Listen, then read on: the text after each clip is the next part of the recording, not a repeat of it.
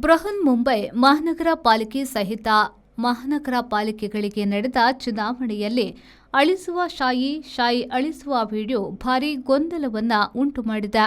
ಮುಖ್ಯವಾಗಿ ವಿಶೇಷ ಬಾಟಲಿ ಮಸಿ ಬಳಸದೆ ಪೆನ್ ಮಾದರಿಯನ್ನ ಬಳಸಿ ಮತ ಹಾಕಿದ್ದಕ್ಕೆ ಗುರುತು ಮಾಡಿದ್ದಾರೆ. ಅದನ್ನು ಸುಲಭವಾಗಿ ಅಳಿಸಲು ಸಾಧ್ಯವಾಗುವುದನ್ನು ಕಂಡು ಉದ್ಧವ್ ಶಿವಸೇನೆ ಎನ್ಸಿಪಿಗಳವರು ಹೌಹಾರಿದ್ದಾರೆ. ಮಹಾರಾಷ್ಟ್ರದ 39 ಮಹಾನಗರ ಪಾಲಿಕೆಗಳಿಗೆ ಚುನಾವಣೆ ನಡೆಯುತ್ತಿದೆ.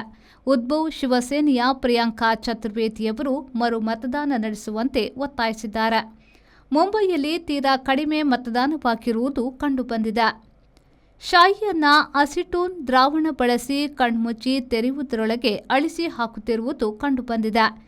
ಶಾಯಿ ಸರಿಯಾಗಿದೆಯೇ ಎಂದು ಹೇಳಿದ್ರೂ ರಾಜ್ಯ ಚುನಾವಣಾ ಆಯುಕ್ತರು ಶಾಯಿ ಪ್ರಕರಣದ ತನಿಖೆ ನಡೆಸುವಂತೆ ಆದೇಶ ನೀಡಿದ್ದಾರೆ. ಶಾಯಿ ಅಳಿಸಿದವರ ಬಗೆಗೆ ಸರಿಯಾದ ಮಾಹಿತಿ ಸಿಕ್ಕರೆ ಅವರ ಮೇಲೆ ಕಾನೂನು ಕ್ರಮ ತೆಗೆದುಕೊಳ್ಳುವುದಾಗಿಯೂ ಆಯೋಗ ಹೇಳಿದೆ.